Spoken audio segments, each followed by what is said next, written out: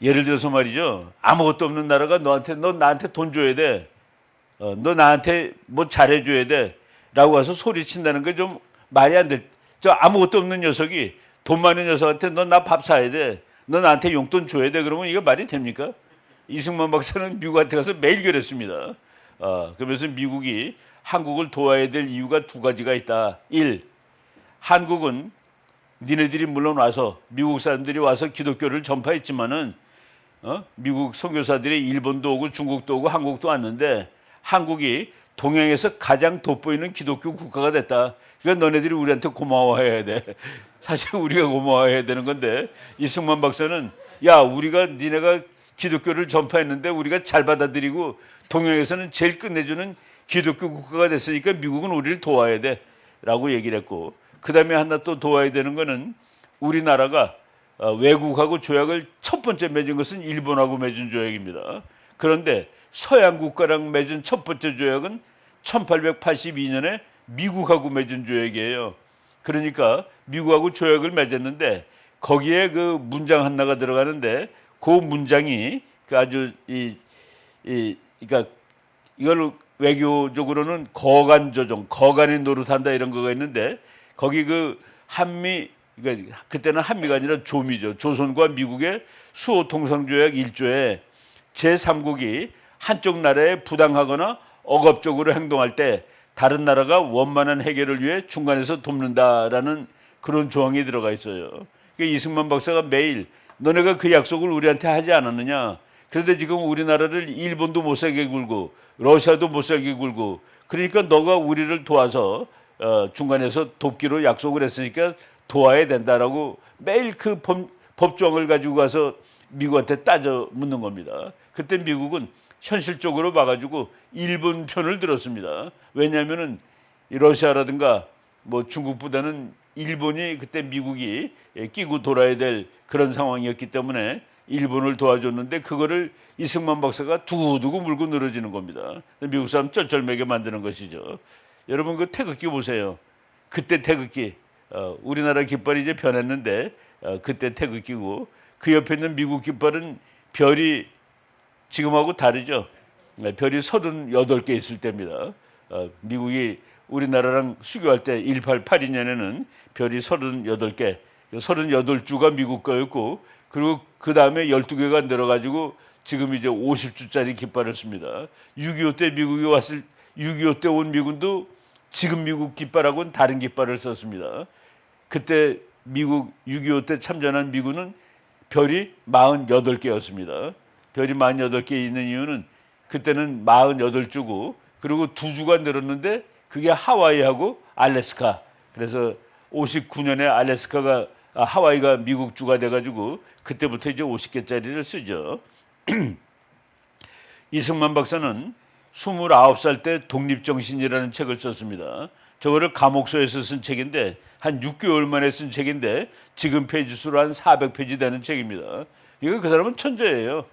감옥소에서 그러면 뭐 지금처럼 컴퓨터가 있었던 것도 아니고 몰래 썼습니다. 몰래 이제 붓으로 쓰고 붓으로 쓴 거를 종이를 꼬깃꼬깃 해갖고 바깥으로 보내고 그렇게 해가지고 완성된 책인데 저 독립정신은 이승만 박사가 감옥에 5년 7개월 있으면서 그 거의 마지막 무렵에 쓴 책입니다.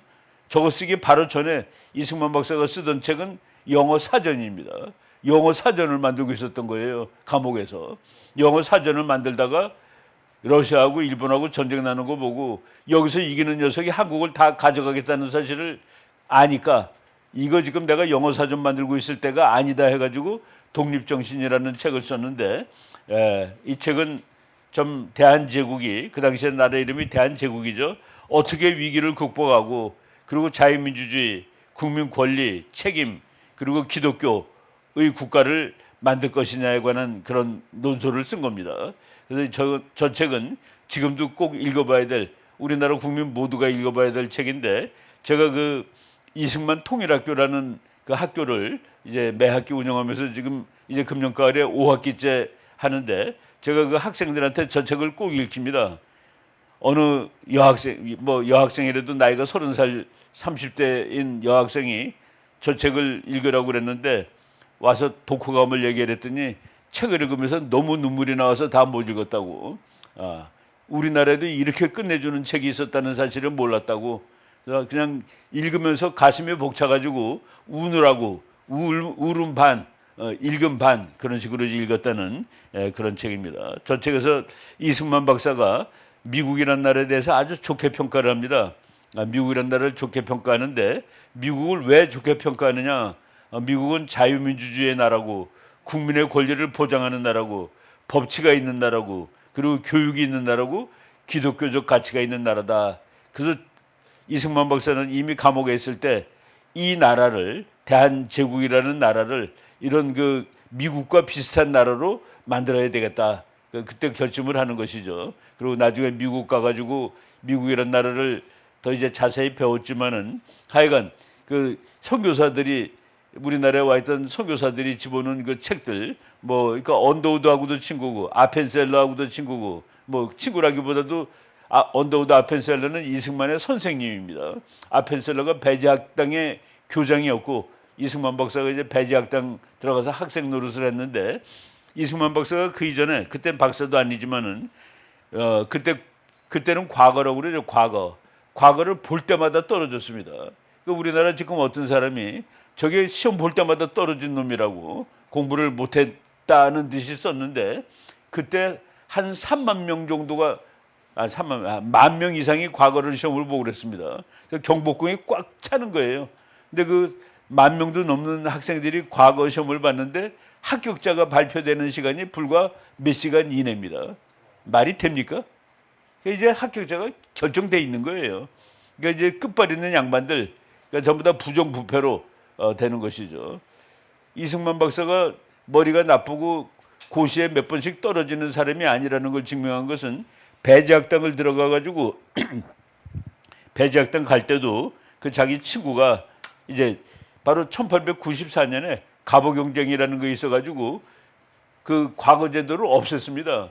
그러니까 이승만 박사가 그걸 몇 번 봤는데 이제는 시험 자체가 없어졌으니까 희망이 없어진 거예요. 그러니까 낙담하고 있을 때 자기 친구가 야, 그 동양학문 이제 그만하고 지금 배제학당이라는 데가 생겨가지고 서양 학문도 배울 수 있고 공부도 배울 수 있으니까 거길 한번 가서 공부를 해보자. 라고 이제 신궁우라는 친구는 먼저 가 있었는데 이승만을 설득을 해요. 근데 이승만 박사는 나는 서양 학문 필요 없어.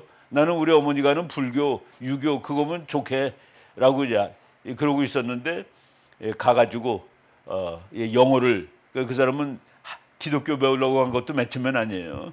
영어나 배워보자 해서 갔는데 가자마자 6개월 만에 영어 조교가 됩니다. 그러니까 영어 ABC도 모르고 와서 6개월 만에 영어 보조교사가 되고 그리고 졸업할 때 영어로 연설을 합니다. 대표로 영어로 연설하는데 한국의 독립에 관하여라는 영어 연설을 했고 그때 왔던 미국 사람들이 전부 깜짝 놀랐고 2년 공부했는데 저 정도로 영어를 하고 그리고 고종은 이제 이승만 박사는 고종 너 꺼져 그래가지고 감옥에 들어간 거거든요. 국가 반역죄로. 그런데 고종이 미국이라는 나라를 통해서 한국의 안전을 도모하고 싶은데 미국 가서 대사비스트에 가서 특사로 가서 일을 해줄 수 있는 사람이 이승만밖에 없다. 왜? 영어를 제일 잘하니까. 그래서 이승만 박사를 1904년에 이제 여기 선교사님들은 이승만 박사를 목사를 만들기 위해서 보냈고 또 고종은 가서 미국 대통령도 만나고 그래가지고 이 나라를 좀 식민지가 안 되게 해달라는데 기여를 외교관으로 보냈고 뭐 그래서 이제 간 겁니다. 가서 대통령도 사실은 만납니다. 만나보고서 미국은 이미 일본 쪽으로 기울었구나 하는 사실을 알고서 이제 공부를 이제 시작하는 것이죠. 바로 이승만 박사가 이렇게 그 반년 만에 영어 선생이 될 정도의 그 천재였다라는 것을 이제 알면 됩니다. 이승만 박사는 중국, 일본에 대해서도 아주 그 정확한 인식을 가지고 있었습니다. 전통적인 중화 질서와 조선의 사대 관계를 비판적으로 바라보았다. 그리고 우리나라가 중국에 너무 의존하면 안 된다. 자주성이 약화된다고 보았다. 지금도 적용되는 얘기죠. 일본에 대해서는 상당히 복합적인 태도를 보였는데 일본이 조선을 침략하고 지배하려는 것은 강하게 경계하면서도 동시에 일본이 서양의 근대 문명을 받아들여 근대화와 국가 개혁에 성공한 점은 배워야 한다고 생각했다. 이것이 지금 필요한 그런 아이디어입니다.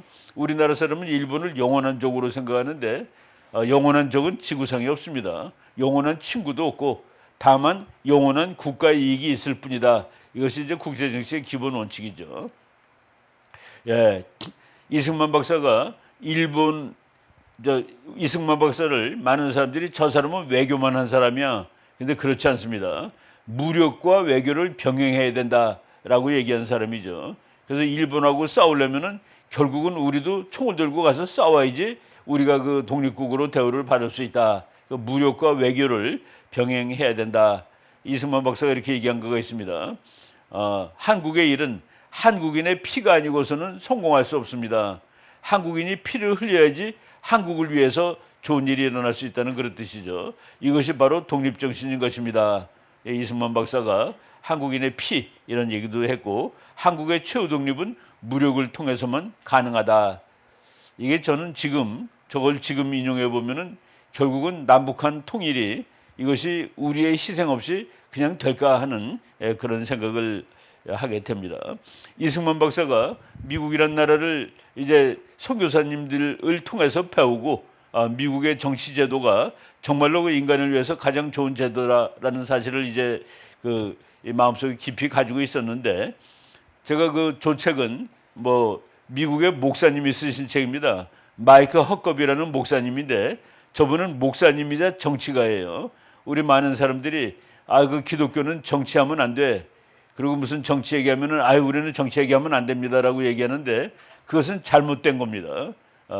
기독교는 정치 얘기하면 안 돼라는 것은 터무니없이 잘못된 건데 왜 와전됐느냐면은 미국의 그 제퍼슨 대통령이라는 사람이 기독교하고 정치를 갈라놨습니다. 갈라놨다는 것은 뭐냐면은 정교 분리라는 것은 정치는 종교에 간섭하지 않는다는 뜻이에요. 그러니까 미국의 정부는 미국의 교회에 간섭하지 않는다. 그래서 정교 분리입니다. 근데 그걸 거꾸로 우리나라는 거꾸로 해가지고 교회는 정치에 간섭하지 않는다. 아니에요. 정치가 교회에 간섭하지 않는 것이 정교 분리입니다. 그러니까 저분은 미국의 아칸소 주지사를 했던 사람이고 그리고 현재는 이스라엘 대사입니다. 마이크 허커비가 이스라엘 대사고 그리고 저 사람이 2016년에 대통령에 출마해가지고 트럼프 대통령하고 경선 벌였던 사람입니다. 그리고 이제 관두면서 나를 지지하는 사람들은 트럼프를 지지하기 바란다라고 해가지고 트럼프 대통령이 일기 때 저 사람의 딸을 트럼프 대통령이 백악관 대변인으로 썼습니다. 근데 그 대변인을 정말 잘했어요. 그래서 그 트럼프 대통령이 2020년에 이제 대통령 백악관을 떠난 다음에 저 사람의 딸은 아칸소 주의 주지사로 출마해가지고 지금 현재 주지사입니다. 그래서 아칸소 주의 그러니까 저 목사님이 요번에는 이스라엘 대사로 보냈는데 저분이 이제 기자들이 질문했어요. 왜 미국은 이스라엘을 돕고 있습니까? 왜 미국은 이스라엘을 지원하죠? 그랬더니 성경책에 그렇게 하라고 써 있습니다. 라고 얘기를 하면서 성경책의 창세기에 보면은 아브라함을 하나님이 이제 그 고향을 따라서 하나님이 가라는 마을로 이제 가는데 그때 이제 하나님이 약속을 해주죠. 언약을 해주죠. 언약을 하는데 나오는 문장이 이스라엘을 이제 존중하는 그 나라는 내가 존중을 해줄 것이고 너희를 핍박하는 나라는 내가 바로 그 약속. 그러니까 우리가 이스라엘을 존중해주고 이스라엘을 좋아해야지 하나님이 우리나라를 좋아하는 것이다라는 그런 논리로 왜 기자가 왜 미국은 이스라엘 편드느냐 했더니 그 아브라함이 코브넌트라고 그러죠. 아브라함의 언약을 예를 들어서 설명을 했던 그런 분입니다. 그분이 미국을 위대하게 만든 C, 이거 제가 이제 한번 말씀드린 적이 있을 거예요. The three C's that made America great. 미국을 위대하게 만든 세 가지 C. C자로 시작되는 단어들입니다. 크리스티애니티, 기독교, 캐피탈리즘, 자본주의, 즉 자유경제, 그다음에 컨스티튜션, 헌법, 즉 민주주의. 그래서 미국을 위대하게 만든 세 가지 C를 한국말로 번역하면 기독교, 자본주의, 민주주의입니다. 이승만 박사가 저 세 가지를 그대로 빌려오는 겁니다. 세 가지를 그대로 빌려오는데 이승만 박사가 대한민국을 건국하면서 기둥으로 삼았던 네 가지: 1. 민주주의, 바로 미국이 민주주의죠. 2. 자유주의 시장경제, 캐피탈리즘이죠. 세 번째가 기독교, 기독교를 통해서 나라를 건설하자, 기독교 입국론이라고도 얘기를 합니다. 그런데 1, 2, 3이 미국하고 똑같은 건데, 미국은 그래도 자기 등치가 있는 나라고 뭐 독립해가지고 독립되자마자 영국하고 전쟁할 정도의 나라인데, 우리는 그렇지 못하니까 이승만 박사가 한국을 안전하게 만드는 장치로 미국을 한국에 엮어놔서 미국이 한국의 안보를 보장해주고 지켜줘야 되는 그런 관계를 만들어 놓는 겁니다. 그래서 그게 한미동맹입니다. 한미동맹은 이 나라가 사는 안전장치로 만든 거예요. 그래서 대한민국의 건국의 4대 기둥은 민주주의, 자유주의, 기독교, 한미동맹. 그래서 미국은 세 가지고 우리는 한미동맹이라는 게 하나가 더 들어가 있습니다. 한미동맹도 체결하는 게 쉽지가 않죠. 세계에서 제일 힘센 나라가 세계에서 제일 가난한 나라한테 너 전쟁 나면 내가 너 지켜줄게. 이게 말이 되는 거예요. 그거를 이승만 박사가 따내는 겁니다. 세계에서 제일 힘센 나라가 너 전쟁 나면 내가 너 지켜줄게. 그 약속을, 참 어이없는 약속을 받아내는데, 그래서 그때 그 이승만 박사가 외교하는 거 보면 거의 깡패예요. 거지가 부자 앞에서 다 돈 내놓으라고 막 소리 지르면서 거의 그 식입니다. 뭐 맡겨놓은 것처럼. 그래서 그 이승만 박사는 국제법도 막 어깁니다. 독도 내 거야. 그거 다 우리 받아요. 거기다 국제법으로는 그렇진 않아요. 국제법으로는 자기 나라 바다가 지금 현재는 22km까지입니다. 그러니까 우리나라가 그 해안선 22km까지는 우리 땅이에요. 그 바깥은 아무나 다녀도 되는데요. 근데 평화선 같은 거 보면은 몇백 킬로가 다 우리 바다라고 하는 거죠. 그러니까 그 엄밀히 말하면 그 국제법 위반인데 그런 거 없어요. 뭐 위반할 때 우리한테 필요하면 다 위반하는 거지. 전시작전 통제권도 메가더 장군한테 줬는데 급하면 행사해 버리는 거예요. 그 예를 들자면은 전쟁이 나자마자 미국하고 이제 북한하고 한국하고 막 싸우는데 서로 따로 싸워요. 미군 따로, 한국군 따로. 그러니까 이승만 박사가 메가더한테 편지 보냅니다. 이 전쟁이 진행되는 동안 당신이 한국군을 다 지휘해. 한국군 다 지휘해. 그래서 한국군이 작전하는 것을 메가더한테 녹여버립니다. 그 메가더는 그것을 이제 그 편지를 받고 귀하에 용맹한 군대를 지휘하게 된 것은 영광입니다. 귀하에 용맹한 한국군을 내가 잘 지휘해서 반드시 이 전쟁을 승리로 이끌어 드리겠습니다라고 약속을 해요. 그런데 이제 그래갖고 전쟁을 하는데 한국군이 강릉에 있는 강릉 바로 위가 38선입니다. 거기 딱 도착을 한 거야. 그런데 그때 그 사령관이 정일권 장군입니다. 근데 정일권 장군이 거기 그냥 있는 거예요. 그러니까 이승만 박사가 전화가 옵니다. 정 장군, 지금 뭐 하는 거요? 예, 지금 38선에 도달해 있습니다. 38선에 도달해서 뭐 하고 있는 거냐 말이요. 그랬더니 네, 여기 지금 머물고 있습니다. 왜 거기서 머무는 거요? 넘어가시오. 38선 넘어가라 이거예요. 그랬더니 정일권 장군이 38선 넘어가는 거는 완전히 다른 전쟁이죠. 38선에서 전쟁이 시작됐는데 거기까지 왔어요. 근데 우리가 넘어가면 또 다른 전쟁이 되는 겁니다. 이제 격퇴를 했는데 우리가 넘어가면 북한 쪽으로 올라가는 거니까. 그래서 이것은 메가더 장군이 올라가라고 그래야지 올라갈 수 있습니다. 왜냐하면 각하께서 메가더 장군한테 지휘권을 주셨기 때문에 메가더 장군이 올라가라고 그래야지 올라갈 수 있습니다. 그랬더니 이승만 박사가 장군은 누구 부하요? 그러니까 예, 각하 부하입니다. 올라가. 그래서 올라간 겁니다. 그러니까 전시작전 통제권 요새 매일 달라고 그러죠. 한국 정부가. 그거를 미군한테 줬는데 이승만 박사가 행사해 버린 거예요. 내 말 들어 하고서. 그래서 정일권 장군이 올라간 날이 10월 1일입니다. 그래서 10월 1일이 국군의 날이 된 거예요. 근데 메가더 장군은 또 이승만 박사하고 뭐 딱 궁합이 맞으니까 에라 우리도 올라가자 하고서 올라간 겁니다. 유엔군이. 그래서 완전히 다른 전쟁이 된 거예요. 38선에서 한국을 이제 지킨 것까지는 됐는데 이제 그다음에 이제 통일로 간다로 올라간 거죠. 예, 하여간 이승만 박사가 그 정도로 뭐 국제법 지키지 않는 것이 우리한테 좋으면은 아무 때도 막 어길 수 있는 바로 그래서 그 한미동맹을 통해서 안보 독립을 유지하려고 했고 이제 우리나라 생기는 날이죠. 이승만 대통령은 대한민국을 건국하면서 다시는 한국인이 종의 멍에를 매지 않을 나라로 만들고자 했다. 이승만 박사의 모든 얘기를 다 공부하다 보면은 기독교예요. 그 재밌는 거는 제가 그 이승만 통일학교를 통해 가지고 많은 학생들을 기독교로 개화시켰습니다. 이승만을 공부하다 보면은 교회를 다니게 되는 거예요. 저절로. 와, 이런 사람이 있었구나. 이게 정말 하나님의 사람이구나 하고서 이승만 박사가 나중에 돌아가실 때 그랬답니다. 나는 평생 unseen hand, 눈에 보이지 않는 hand, 눈에 보이지 않는 손이 자기를 이끌었다라고. 이제 감옥에서 하나님 만난 이후에 그 감옥에서 40명 정도를 개종을 시켰습니다. 기독교로. 그 감옥에 힘든 데 있으면서. 그리고 평생 우리나라에 100만 명의 기독교 신자를 달라고 하나님한테 기도를 열심히 했는데 이승만 박사가 저쪽 동작도 국립묘지에 묻히는 그 무렵에 우리나라 기독교 신자가 100만이 됐다고 그러더라고요. 참 지금은 뭐 100만보다 훨씬 많아졌지만은 그 이승만 박사가 그렇게 그러면서 이제 갈라디아서에 나오는 다시는 한국인이 종의 멍에를 매지 않을 나라.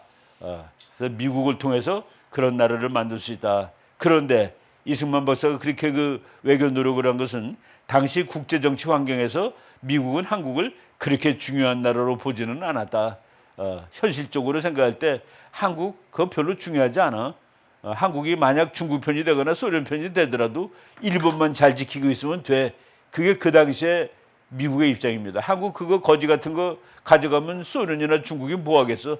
먹여 살리기 힘이나 들겠지. 그래서 그때 그랬죠. 한국의 민주주의가 온다는 것은 쓰레기통에 장미가 피는 것이다. 그런 식으로 한국은 구제불능의 희망 없는 나라로 전 세계가 생각하고 있었을 때입니다. 6.25 때만 하더라도 미국이 한국이 너무나 소중해서 도와준 것은 아니에요. 그 왜 도와줬는데 소련 놈들이 이따위 나쁜 짓을 하는 것을 가만 놔두면 안 돼. 그래서 도와준 겁니다. 소련 놈들이 이렇게 나쁜 짓을 하는 것을 미국이 방치하고 있으면 큰일 나. 그게 도와준 첫 번째 원인이에요. 물론 우리는 살아났지만은 그래서 다 그게 하나님한테 감사한 것이죠. 중요하지 않은 나라를 정말 개선 제일 잘하는 나라가 전쟁 나는데 와서 도와주러 왔다 하는 것이 다 기적이라고 생각을 할 수밖에 없습니다. 이승만 박사가 좋아하는 문구죠. 그리스도께서 우리를 자유롭게 하려고 자유를 주셨으니 그러므로 굳게 서서 다시는 종의 멍에를 매지 말라. 기독교의 마지막 목표가 우리 인간의 자유입니다. 대한민국의 국가의 목표는 국민의 자유를 보장하는 나라입니다. 미국도 국민의 자유를 보장하는 나라가 국가 목표예요. 모든 정치가들은 국민의 자유를 뺏는 데 신경을 씁니다. 어떻게 살아도 자유를 뺏는 것이 정치가 모든 거의 대부분 정치가들은 자유를 뺏으려고 노력하는데 기독교는 자유를 주려고 노력하는 그런 종교고 그리고 기독교에 의해서 생긴 나라는 국민의 자유를 보장하는 것을 국가 정치의 목표로 삼는 나라입니다. 네, 그래서 진리를 알지니 진리가 너희를 자유롭게 하리라. 이거가 바로 우리나라의 그 자유. 요새는 자유란 말 빼고 민주만 놔둔다고 자꾸 그러죠. 자유 뺏는 거. 그게 이제 인간의 정치 역사에 보면 그게 보통이에요. 자유를 지키는 것이, 자유를 보장해 주는 것이 예외입니다. 정치가들은 국민의 자유를 뺏어야지 자기가 마음 놓고 통치할 수 있죠. 그 최악이 북한입니다. 그래서 그 최악을 하는 놈들을 자기가 하나님 흉내내는 놈이에요. 그 하나님 흉내내는 놈들을 기독교에서는 우상이라고 그러죠. 우상은 기독교가 가장 배척해야 되는 것이죠. 그래서 우리가 북한을 배척하고 북한의 현 정권을 북한 국민을 구해달라고 기도하는 그 이유가 다 여기서 그 성경 말씀에서 나온다라고 말씀드릴 수 있겠습니다. 이승만은 자유의 나라를 건설하고자 했다. 그리고 그 자유의 나라를 지킬 수 있는 방법으로 한미동맹을 구성했다. 자유의 나라 만들면 뭐합니까? 지켜야 되지. 가장 자유가 없는 나라가 항상 뺏으려고 그러는데 이걸 어떻게 지킬까? 지금 당장 힘이 없으니까 미국하고 엮어놓는 수밖에 없다. 저 사람은 덜레스라는 사람인데 미국 워싱턴에 가면은 그 국제공항 이름이 덜레스 공항입니다. 바로 이분의 이름을 따가지고 만든 아주 미국에서 알아주는 그런 외교관인데 뭐 이승만 박사는 덜레스를 항상 가지고 놀고 그랬죠. 영어로도 가지고 놀았습니다. 뭐 이승만 박사가 메가더 장군하고 얘기를 하면은 메가더가 말을 못해요. 하도 이승만이 말을 잘하고 내용도 좋고 그래서 이승만 박사랑 그 메가더 장군하고 말하면 메가더 장군이 한 말은 yes sir, yes sir. 그냥 한마디 하면 또 한참 듣다가 yes sir, 맞습니다. 뭐 그렇게 그런 일화가 있습니다. 예, 갈라디아서 뭐 아주 중요한 말이죠. 저 정성구 박사가 독재 정권을 지지하고 고무시키는 자들은 만군의 하나님을 대적하는 반역자들이다. 저게 교회가 정치에 중립을 지켜야 된다는 뜻입니까? 정치를 항상 관찰하고 지키고 경고하고 또 잘못하면은 꾸짖고 그래야 된다는 소리입니까? 독재 정권을 지지하고 고무시키는 자들은 만군의 하나님을 대적하는 반역자들이다. 단떼라는 사람이 한 말은 이 변혁기에, 정치적인 변혁기에 중립을 지킨 자들은 지옥에서도 가장 뜨거운 곳에 자리를 예비해 놓고 있는 거나 마찬가지다라고 얘기를 했습니다. 나는 중립이야. 정치적으로 혼란한 시기에 중립을 지키는 자들에게는 지옥에서도 가장 뜨거운 곳이 예비되어 있다라는 그런 얘기를 한 것이 있죠. 예. 요새 그 한미동맹 철수하라고 그러면서 뭐 이상한 깃발 들고 설치는 저런 정신없는 인간들이 있습니다. 저거는 근데 이루어지지 않아요. 이제 오래되다 보니까 한미동맹을 통해서 한국이 이제 되게 중요한 나라가 됐습니다. 옛날에는 1950년에는 미국이 한국이 소중해서가 아니라 소련 놈들이 이렇게 나쁜 짓 하는 건 안 돼. 그래서 도와주러 왔는데 지금은 한국이 스스로 커져가지고 미국이 이거 놓치면 큰일 나가 되는 겁니다. 이거 중국이 가져가면 큰일 나. 이거는 우리가 지켜야 돼. 왜냐하면 너무 중요하니까로 이제 바뀌는 세상이 된 것이죠. 그래서 미국 나가라고 떠드는 사람 많은데 안 나갑니다. 언제 나가는 줄 아세요? 미군이 나가는 날인데 중국이 망하면 나갑니다. 중국이 망해서 중국이 한국을 가져가도 심지어 가져가도 그게 미국한테 별 볼 일이 없을 때 그때 나가요. 우리 내가 미국 책을 한 권 번역했는데 아주 정말 날리는 책을 번역했는데 그 쓴 분이 언제 미국 나갔냐를 그렇게 써서 아예 보내줬습니다.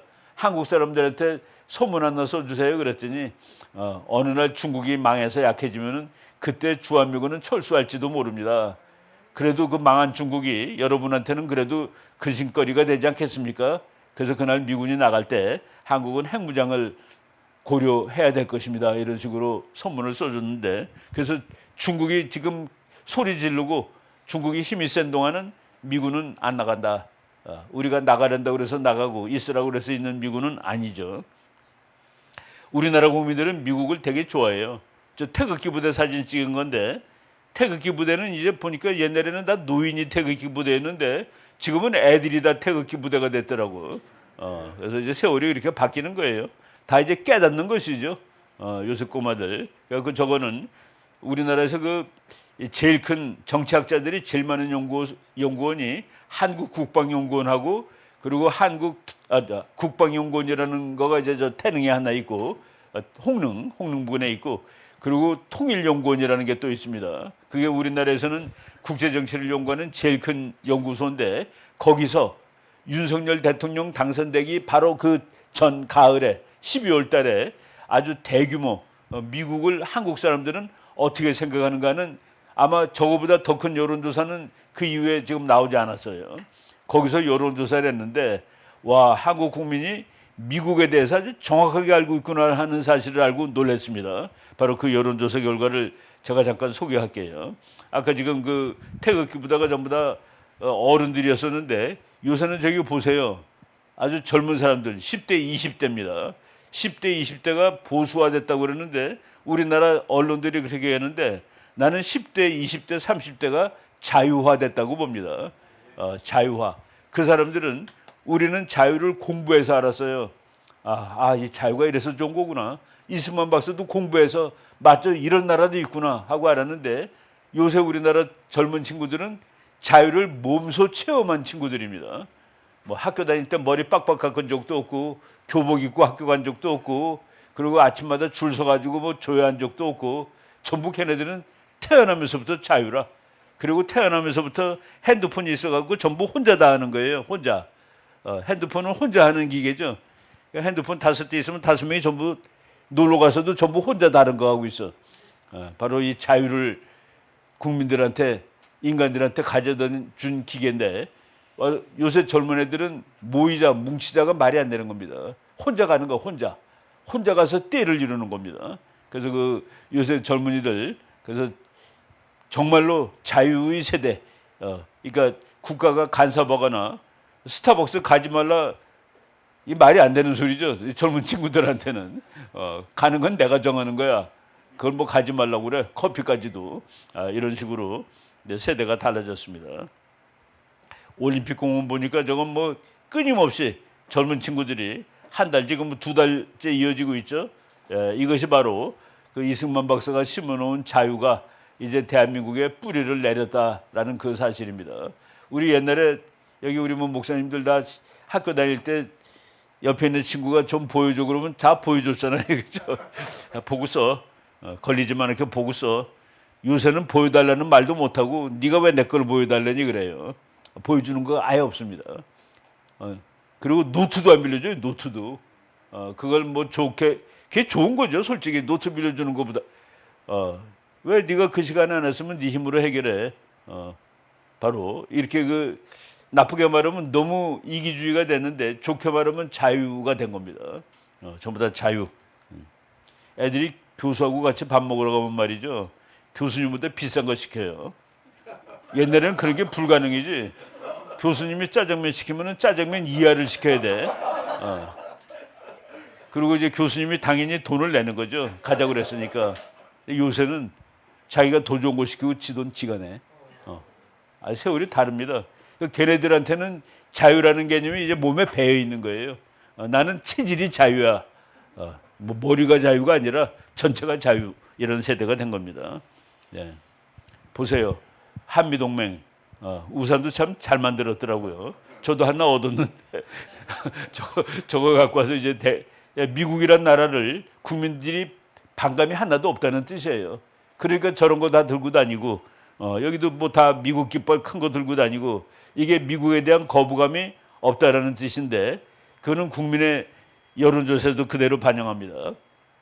통일연구원에서 여론조사한 걸 보니까 국민의 93%가 한미동맹이 필요하다고 대답을 했어요. 거기서는 또 재미있게 그때 더불어민주당 후보가 이재명이었습니다. 국민의힘 후보가 윤석열이고 그런데 더불어민주당을 찍겠다는 사람 중에서 93.9%가 한미동맹은 중요하다라고 대답을 한 겁니다. 그리고 국민의힘에서는 96.4%. 그러니까 지금 우리나라는 여당, 야당을 불문하고 국민들은 전부 한미동맹을 93.9% 이상 지지하고 있다. 어떤 그 사회적인 제도에 대해서 90%가 지지한다? 이거는 거의 뭐 만장일치라고 봐도 될 정도로 그래서 한미동맹에 대해서는 국민의 만장일치가 있는 겁니다. 그리고 미국 깃발을 저렇게 다 들고 다니는 데 대해서 거부감이 없고 근데 정부의 일부가 한미동맹 이거 뭐야? 이거 관두고 독립적으로 나라를 지켜야 돼. 이런 소리 하고 있는데 그는 국민의 적어도 93.9%의 견해를 무시하는 것이다 라고 말하면 되죠. 그리고 미국이 좋은 나라냐? 우리나라 주변에 있는 나라들 국민들 여러분 좋아하십니까? 했는데 10점 만점으로 미국이 6.97점으로 1등을 했습니다. 5점 이상이면 좋다예요. 5점 이하면 나쁘다인데 러시아가 2등이 나왔는데 4.83, 중국이 4.32, 일본이 4.31, 북한이 3.67 놀라운 얘기가 나오죠. 우리 국민은 일본보다도 북한을 더 싫어한답니다. 그러면 그렇게 정치를 해야지. 국민들의 마음에 맞게 정치를 해야 되죠. 한국 국민은 주변국 중 미국을 가장 긍정적으로 인식하고 있다. 그리고 한국의 안보에 가장 도움이 되는 국가를 어느 나라라고 보느냐 그랬더니 85.7%가 미국이라고 보았다. 그리고 한국이 이제 경제, 그럼 한국 경제에 어느 나라가 가장 도움이 되는 나라냐라고 물어봤더니 저것도 한국 국민이 알고 있는 거예요, 뭔가를. 보통 중국이 제일 중요하다고 정치가들이 얘기하죠. 야, 중국이 중요해. 그래서 미국하고는 안 보지만은 중국하고는 경제를 해야 돼. 그래서 안미경중이라는 말을 쓰는데 우리 국민들은 안미경미예요. 왜? 경제도 미국이 중요하다가 제일 많이 나왔습니다. 75.9%가 미국이 한국 경제에 제일 중요하다. 중국이 아니다라고 대답을 한 거예요. 근데 저거는 우리가 중국에 수출을 제일 많이 하잖아. 예, 그 비밀 제가 말씀 한번 드렸을 거예요. 우리나라가 중국하고 경제 관계가 제일 높았을 때 중국에다가 100을 수출합니다. 그런데 그 해에 미국에다 40을 수출해요. 그러니까 중국은 100, 미국은 40이니까 와, 중국이 훨씬 중요하다라고 생각하는데 그때 주한 미국 상공회의소 소장 내가 강의를 직접 들었습니다. 야, 한국이 중국에는 100을 팔고 미국에는 40을 파니까 당신네들은 한국에 중국이 제일 중요한 나라라고 얘기하지. 그런데 혹시 이것은 알고 있습니까? 라고 물어보는데 여러분들이 중국에 판 100 중에서 종점이 미국인 것이 70 내지 80이래요. 중국에 100원을 팔았는데 결국 70 내지 80원은 그게 사실 미국으로. 이게 무슨 얘기냐면은 우리가 이게 이제 우리나라 상표가 붙은 물건이라고 칩시다. 미국 백화점에 가 있는데 이게 미국 백화점에 있는데 와, 이거 삼성이구나. 그런데 이것을 우리가 미국에 판 적이 없는 거예요. 이 삼성이 부속품을 중국에다 팔면은 중국이 그거를 다 조립을 해가지고 미국에 파는 거예요. 그래서 70 내지 80이 미국으로 가니까, 그러니까 미국에는 우리가 40 판다고 그랬죠. 거기다 70 내지 80을 더해야 돼. 그러니까 미국은 110 내지 120이고 중국은 100에서 70 내지 80을 빼면은 20 내지 30. 그래서 중국이 더 중요하다는 틀리는 말이다는 얘기입니다. 경제도 미국이 더 중요한 거예요. 미국이 그 물건을 안 사주면 우리가 중국에 팔 일이 없는 거다는 얘기입니다. 그럼 왜 이걸 중국에 파니? 미국에 우리가 완전히 만들어 팔면은 원가가 올라가기 때문에 일제랑 싸우는데 어려워요. 그래서 중국에 보내서 최종 가격을 낮추느라고 중국에다 파는 겁니다. 근데 지금 중국이 올라오다 보니까 우리 거 이제 조립 안 하죠. 중국이 만들어 팔죠. 우리랑 경쟁자가 되는 거죠. 그래서 제가 십몇 년 전부터 중국하고 거래 잘할 필요 없다. 왜? 걔네들은 우리랑 경쟁자다. 우리랑 보완해 주는 관계가 아니라. 미국은 우리가 컴퓨터 만들면 미국도 화나서 컴퓨터 만듭니까? 거긴 그렇지 않잖아요. 미국은 우리 거를 사서 쓰는 나라고 중국 거는 우리가 만드는 걸 만들 나라이기 때문에 지금은 근데 국민들이 무려 75% 이상이 경제도 미국이 중요하다라고 대답을 했다는 얘기입니다. 그래서 우리가 한미동맹을 이렇게 축하했죠. 70주년 됐을 때 끝에 영자로 끝내는 애가 더 크게 축하를 하니까 지금은 한미동맹 맺은 지 73년 되는 해입니다. 금년은. 그래서 서울 시내 이렇게 얘기했고 삼성이 미국에다가 이제 그렇게 광고를 냈더라고요. The United States and the Republic of Korea will forever remember the sacrifice and the dedication of Korean War heroes. 한국 전쟁의 영웅들을 한국과 미국은 영원히 기억할 것입니다. 삼성이 이렇게 썼죠.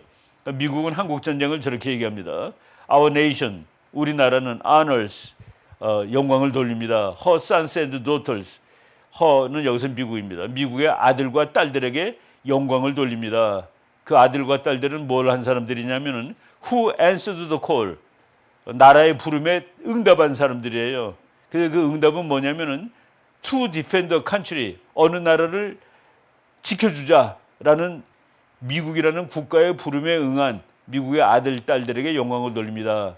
그런데 그 country, 그 나라는 they never knew. 어디 있는지도 몰라요. And the people they never met.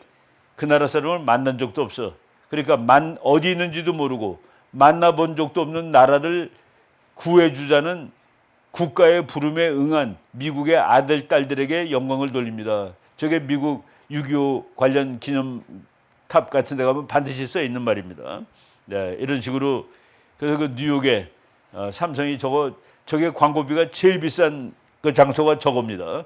미국에서 제일 비싼 광고탑인데 거기에 해갖고 한국 전쟁의 영웅들 미국 사람들 쭉 보여주고 그랬죠. 코카콜라가 밑에 있을 정도로 코카콜라가 상표 중에서는 세계 1등인데 삼성이 그보다 더 비싼 자리에다가 그 6.25 미국이 한국을 도와줘서 고맙다는 한미동맹을 고마워하는 그런 광고를 냈습니다. 미국 고속도로에 있는 광고판이에요. 미국 사람들은 한국의 자유를 위해서 목숨을 바쳤습니다. South Korea says 한국은 말합니다. Thank you America. 미국 고마워라고 말합니다. 이거를 이제 고속도로의 그 빌보드로 한국이. 이게 이제 한미 동맹을 이렇게 얘기하는 것이죠. 예, 이번에 그 미국 대사가 왔는데 이 정식 대사로 1년 6개월 만에 왔습니다. 그리고 우리나라에 와 있던 미국 대사 중에서는 처음으로 외교관이 아닌 사람입니다. 저 사람은 정치가예요. 그러니까 이제 온 이유는 정치적인 행동을 하러 온 겁니다. 외교는 그 좋은 게 좋은 거예요. 외교는 나빠도 좋다고 얘기하고 뭐 아주 좋아도 뭐 그저 그렇다고 얘기하는데 정치가는 그렇지 않죠. 와서 서울에 와가지고 서울 한복판에서 양국이 함께 써온 이야기가 생생하게 펼쳐지는 모습을 보니 정말 뜻깊습니다. 함께 써온 이야기, 함께 써온 이야기. 미국과 한국이 동맹이 돼가지고 70년 이상 글을 같이 써왔다 그죠? 그러니까 그 모습을 보니까 뜻깊습니다. 여러분은 어떤 장면이 가장 인상 깊으셨나요? 하고 한국의 발전이 바로 미국이 한국의 안전 보장을 책임져 주었기 때문에 발전할 수가 있었던 거죠. 예, 저거는 한미 동맹을 상징하는 거죠. 여기 와 있는 사람 중에서 미국 사람 중에서 제일 높은 사람이 누구예요? 미국 사람 여기 많이 와 있는데 제일 높은 사람이 대사입니다. 대사 다음으로 높은 사람이 유엔군 사령관이에요. 그러니까 대사가 유엔군 사령보다 더 위입니다. 왜? 대사는 미국 대통령을 대신해서 온 사람이에요. 대통령. 그래서 그 대사 이름을 다 읽어보면은 전권 특명 대사로 되어 있습니다. 트럼프 대통령의 모든 권리를 다 가지고 가서 행사하는 특별 명령을 받아온 대사. 그래서 이름이 길어요. 우리는 그냥 대사 그러지만은 그 주한미군 사령관하고 같이 주한미군 사령관이 올린 것이죠. 지금 한미동맹은 어떤가? 미국의 뉴스맥스라는 새로 나온 방송인데 엄청나게 아주 괜찮은 방송입니다.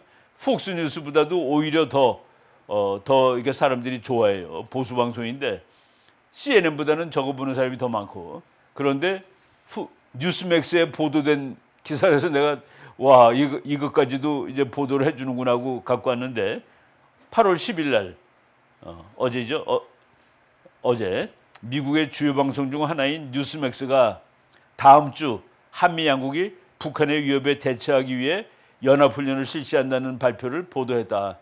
지금 한국군하고 미군이 공보장교들이 이제 다음 주에 북한에 대응하기 위해서 큰 훈련을 한다라고 발표를 했는데 그거를 미국 방송에서도 나오더라라는 겁니다. 한미동맹이 지금 작동하고 있다라는 그런 것을 보여주는 것이죠.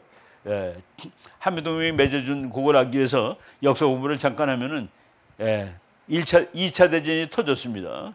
저거 터졌을 때 진주만 맞았을 때 저 미국 사람들이 이승만 박사가 경고를 했어요.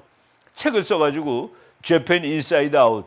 미국 사람들이 뭣도 모르고 일본하고 친하게 지내는데 걔네들은 반드시 미국을 공격할 거야.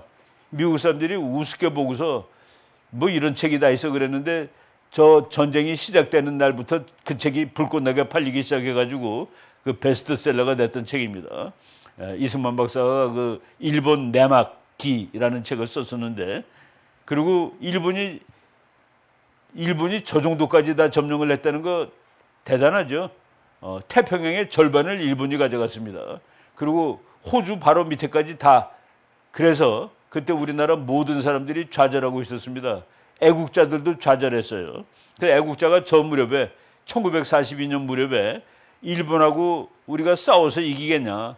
그 일본은 지금 미국하고도 싸우는 나라인데 그러니까 일본하고 잘 지내자. 이제 공부나 하자. 우리 싸우지 말고.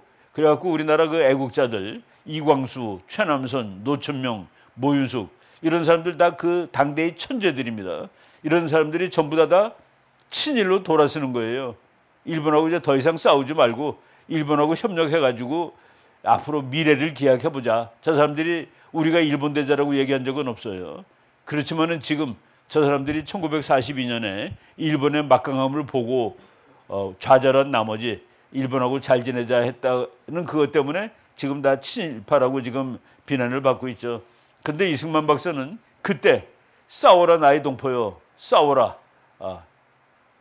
다른 사람들은 일본하고 잘 지낼 때 싸우자고 얘기한 사람입니다. 저분은 이제 미래를 보는 눈이 있었으니까 그래서 저 방송에 일본은 하늘의 불벼락을 맞게 될 것이다 라고 얘기했는데 그것이 바로 핵폭탄이었던 거예요. 이걸 다 예측을 하고 아는 거죠. 조선 지식인 대부분이 일제시대가 오래갈 것이라고 생각했을 무렵 이승만은 독립의 날이 멀지 않았다고 믿었다. 결국은 이승만 박사가 얘기한 대로 하늘의 불벼락을 일본이 맞았습니다. 일본이 맞고, 그러니까 또 황당한 일이 일본하고 불가침 조약을 맺고 있던 나라가 소련인데 일본이 핵폭탄 맞은 날, 두 번째 맞는 날 일본에 대해서 선전포고를 하는 거예요.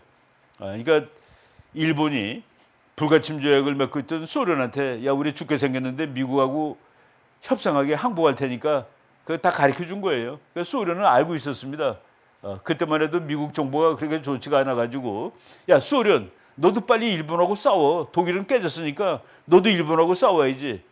그 미국은 일본이 아직도 센 줄 알고 소련을 불러들인 거예요. 그리고 원자탄 떨어진 다음에 소련이 참전하기로 했고 참전하기로 한 다음에 그냥 막 밀고 들어오는 겁니다. 밀고 물 밀듯이. 그러니까 일본군이 대항도 못해요. 그러다 보니까 소련이 8월 9일 날 선전포고를 했는데 8월 9일 날 한국 북도에 들어옵니다. 그러니까 미국이 일본하고는 내가 다 싸웠는데 한국 전체를 소련이 점령할 것 같아요. 그래서 그 은선이 38선입니다. 뭐 다 얘기하려면 복잡하지만은 소련이 제주도까지 못 오게 하느라고 38선을 걷고 소련이 그 38선을 받아들인 거예요. 소련이 38선 받아들인 이유는 일본의 일부를 자기가 점령하고 싶어서 그러니까 미국이 여기까지 오라고 그러니까 그거 좋아 그러고 받아들인 겁니다. 그래서 남한이 살아남은 거예요. 그러니까 소련군은 이미 8월 9일 날 한경도까지 와 있었고 그리고 미군이 인천에 들어온 거는 9월 8일이었습니다. 그러니까 8월 15일 날 일본이 항복하고 8월 24일까지 북한은 소련군이 다 점령했고 그러니까 8월 24일부터 9월 8일까지 한 열 며칠 동안 남한을 소련이 점령하지 않고 가만 놔둔 겁니다. 그래서 남한이 죽지 않고 살아남은 것이죠. 소련이 막 밀고 들어왔다 하는 그 사진들입니다. 그래서 38선이 생겼고 38선에서 이제 전쟁이 나죠. 38선 그 3년 동안은 이게 미군은 한국 점령하러 9월 8일 날 왔습니다. 왜? 오키나와에서부터 오는데 시간이 걸린 거죠. 전쟁하려고 온 겁니다. 일본군이 덤비면 싸워야 되니까. 그래갖고 서울 중앙청 지금 없어졌지만은 중앙청에 미군이 들어와서 저게 중앙청이 일본 총독부죠. 저기서 일본군이 미군한테 항복을 한 날이 9월 9일입니다. 45년. 그래서 일본 깃발이 내려가고 그때부터 미국 깃발이 올라가고 미국이 3년 동안 군정을 한 다음에 우리나라 정부가 수립되죠. 아까 수립되는 그 장면입니다. 그 미국 군정장관인데 저 사람은 하지 장군인데 저 사람은 한국에 있을 때를 자기 인생에서 최악의 시기라고 얘기합니다. 하도 이승만 박사한테 골탕을 먹어가지고 그래서 자기 인생의 최악의 시기를 한국에서 보냈다. 매일 이승만 박사가 못 살게 구는 거예요. 제너럴, 당신은 한국의 독립을 도우러 온 것이요, 방해하러 온 것이요. 이거 마음에 안 든다는 그 얘기죠. 그렇다면 그러니까 화가 나서 한국의 자주독립국가 건설이 미군정의 기본 입장이라는 것은 닥터리도 잘 알고 계실 텐데요. 그러니까 그러면은 입법의원 설치는 민족의 4분의 1을 초래할 것이니 취소하길 바라오. 뭐 이런 명령하는 겁니다. 나는 당신에게 집권시킬 의도가 조금도 없습니다.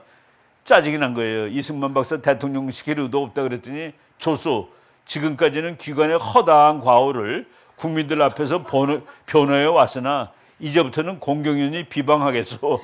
이게 미국 장군한테 아직 대통령도 안 된 사람이 그러니까 완전히 뭐 미국에 당당한 것이죠. 이게 하지가 서울 떠날 때 이승만 박사가 편지 써줬어요. 비록 당신과 나 사이에는 때로는 약간의 오해가 있었지만 하지 중량은 한국민의 가슴속에 결코 잊혀지지 않을 것이요. 그러니까 이제 그때까지도 분이 안 풀려서 남한에는 자기 이익만을 추구하는 기회주의적인 정치가들이 있다고 지적했다. 그렇지만은 이승만 박사한테 이기지 못한 장군입니다. 그리고 미국은 한국이 소중하지 않아서 한국 정부가 수립된 다음에 떠나요. 그래서 49년 6월 30일 다 가고 500명이 군사 고문단만 남아 있었습니다. 그러고서 전쟁 나는데 이제 전쟁 나는 데까지 1년도 안 걸렸습니다. 1949년 6월 30일 날 미군이 다 가고 한국 전쟁이 6월 25일 날 발발했으니까 꼭 360일 만에 발발했죠. 그때 미국이 도우러 온 것은 한국이 너무나도 중요해서가 아니라 소련 놈들이 못된 짓하는 것을 방치할 수가 없어서.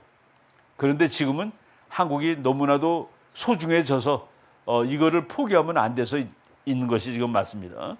그래서 이제 제가 한번도 그래서 이제 6.25 때 6.25가 끝나갈 때 그때 미국은 하루빨리 이 전쟁을 휴전하고 가고 싶었어요. 근데 이승만 박사는 무슨 소리야? 통일을 해야지. 그리고 통일을 안 되면은 이제 이것은 우리 민족 다 죽으라는 소리밖에 안 되니까 미군이 이 나라를 책임져. 근데 미국이 별로 중요하지 않는 나라인데 책임집니까? 저거 한미동맹의 탄생 비화인데 뭐 탄생에 아주 그러니까 뭐 이승만 박사가 각고의 노력을 해서 탄생하는 건데 첫째 누가 반대를 하느냐? 미국 군부가 반대합니다. 무슨 한국 같은 나라랑 방위조약을 맺습니까? 이거 괜히 방위조약을 맺어가지고 우리가 코를 깰 필요가 없어요. 그리고 휴전에 사인한 사람이 클라크 장군입니다. 마지막 유엔군 사령관인데 4월 18일 그러니까 7월 27일 날 휴전했으니까 3개월 전에 현 시점에서 양국 간의 안보조약 체결을 고려하지 않을 것을 건의한다.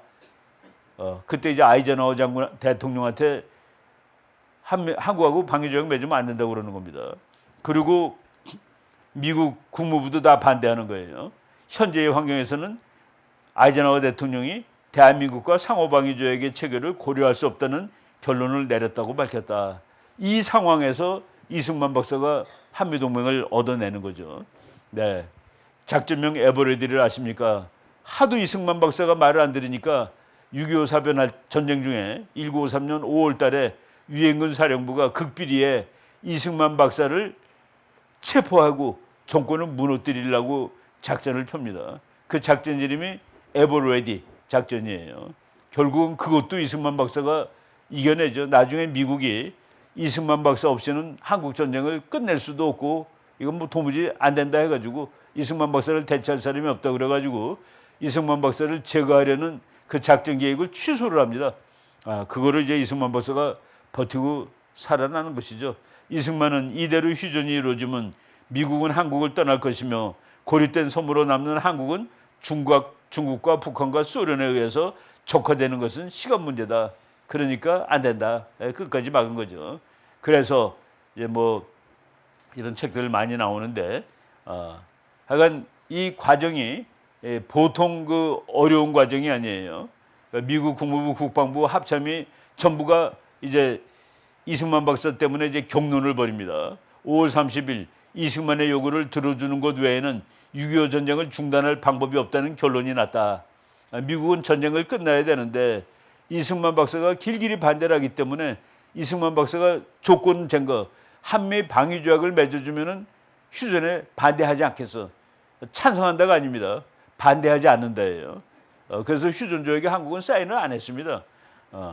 같은 날 이승만은 아이젠하워에게 친서를 보내 한미 동맹을 맺어주면 휴전에 동의하겠다고 했다.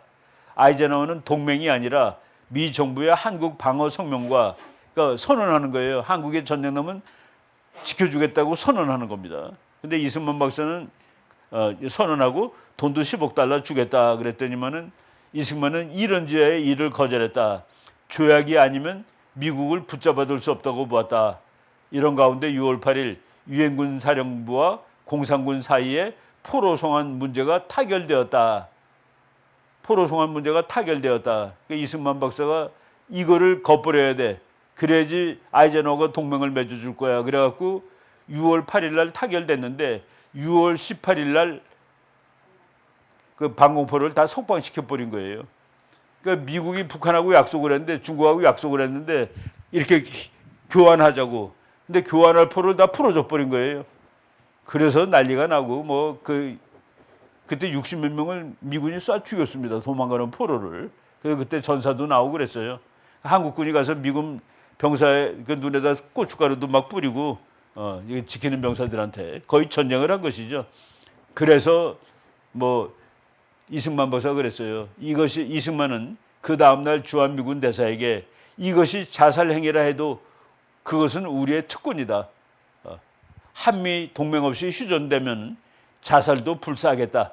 이런 식으로 이건 뭐 우리가 과정을 다 얘기하면은 아주 처절한데 한미 동맹 없이 휴전이 되는 것은 한국에 대한 사형 집행장이라고 얘기했다. 그래서 그거를 결국은 이제 아이젠하워 대통령이 양보를 하는 겁니다. 그래가지고 그래 그러면 동맹을 맺어주겠다 해서 특사를 보내는데 특사가 와서 이제 방공포로를 2만 7천 명을 탈출시켰죠. 그리고 미국한테 그랬습니다. 미국의 자유의 나라라면서 방공포로들을 다시 자유가 없는 나라로 돌려보낸다는 게 말이 되는 소리냐? 내가 한 것이 뭐가 틀렸냐? 그럼 미국이 말을 못하는 거예요. 미국의 자유의 나라라면서 방공포로를 북한 포로를 북한으로 다시 보내는 건데 그것이 말이 되는 소리냐라고 이승만 박사가 따지니까 미국이 대답을 못했다는 그런 얘기죠. 이건 뭐 쭉 보시고 그래서 이 방공포로들 이렇게 태극기 들고 나오는 겁니다. 방공포로들이 뭐 그냥 공산주의가 뭔지도 모르고 끌려 나온 사람들이죠. 그래서 그 우리나라 조선일보 논설위원이 썼어요. 이승만은 미 특사에게 한일 합방과 한반도 분단에 대한 빚을 갚으라고 요구했다. 너네들 때문에 니네들이 잘못해서 우리가 일본에서 몇십 년 깔려 살았고 그리고 너네들이 잘못해서 나라가 잘렸는데 그러니까 너네가 책임져라고 얘기를 했죠. 그 미군의 한국 주둔 미군이 주둔하면 유사시 개입하지 않을 수 없다고 이승만 박사가 믿었기 때문에 그래서 미군을 여기다 붙들어 놓은 겁니다.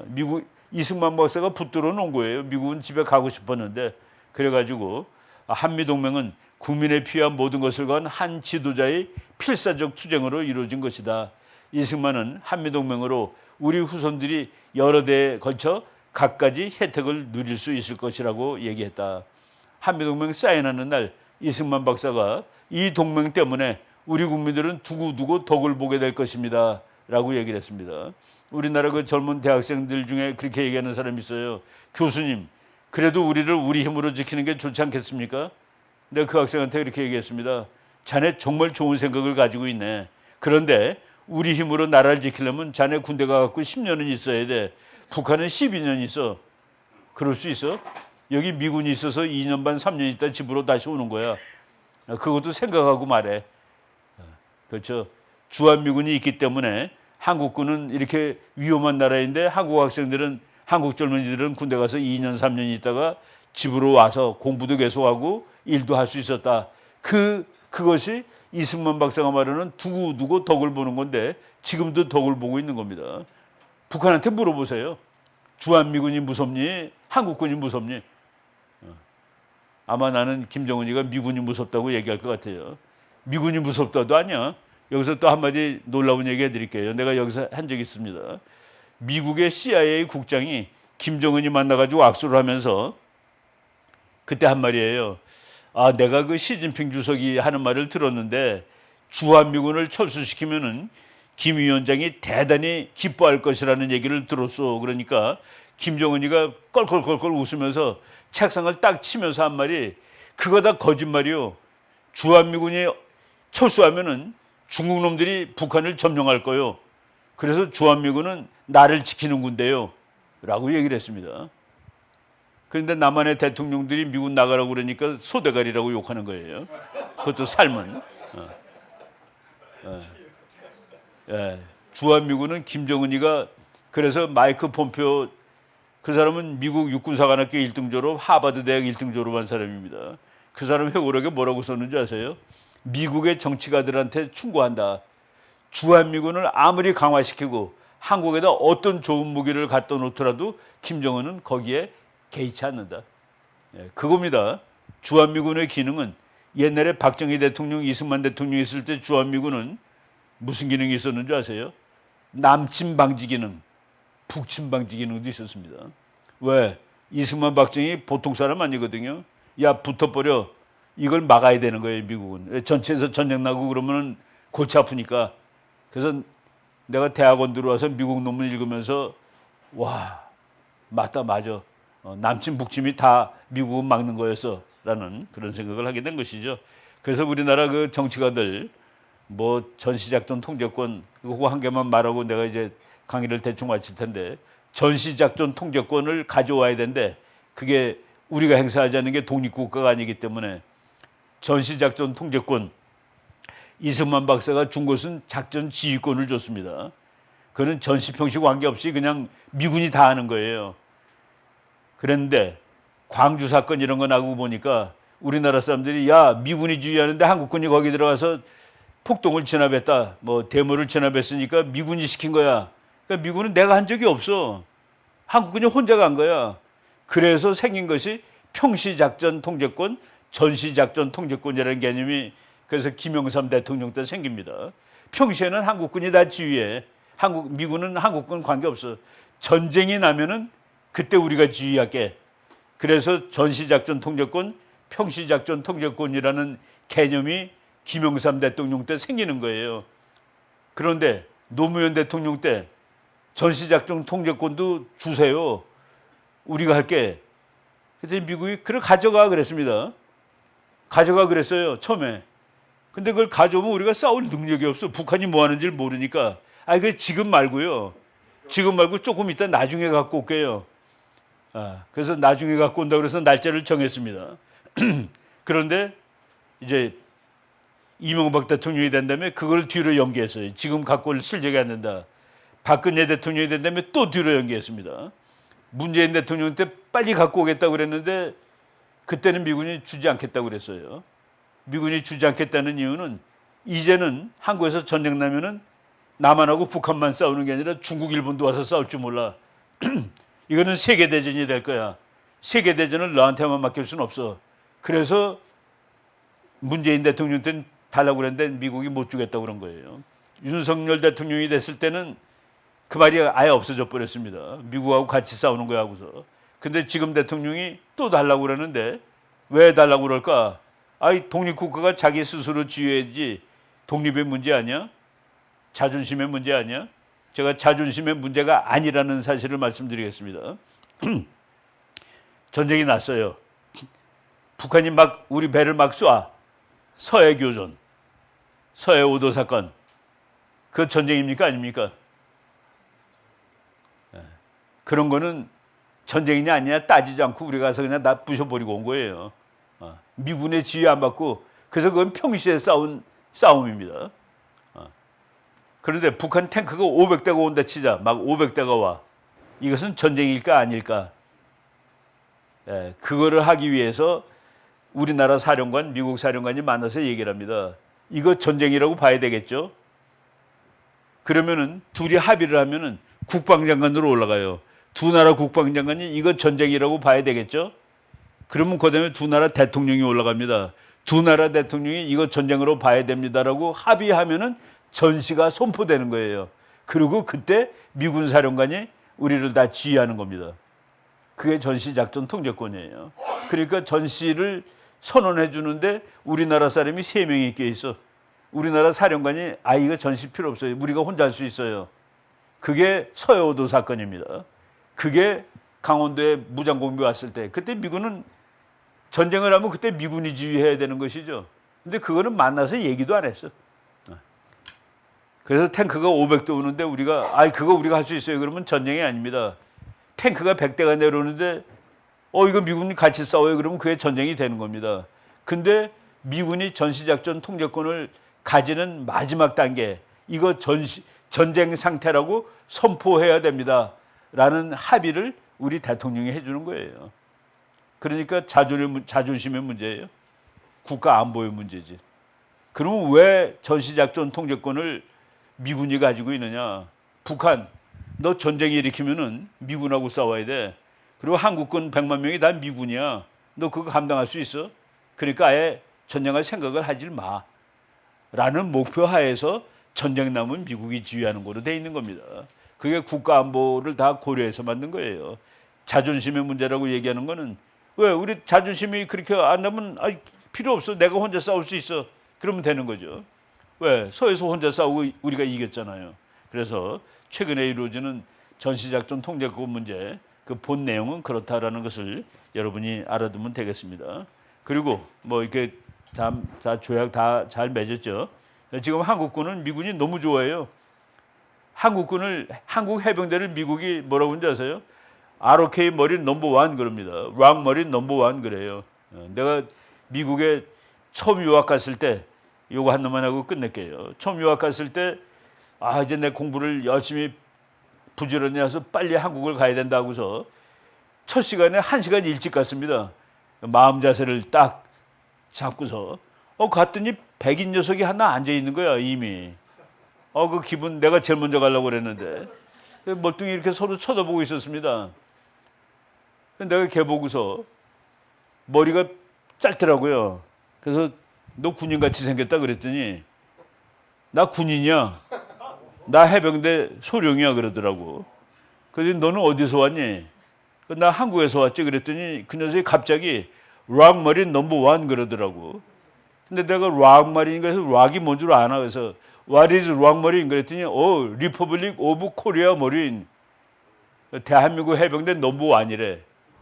그래서 내가 한국 사람이어서 그렇게 얘기하는 거냐 그랬더니 자기가 해병대이기 때문에 전 세계를 다니면서 훈련받는데 미군하고 뛰는 속도가 같은 게 한국군이래요.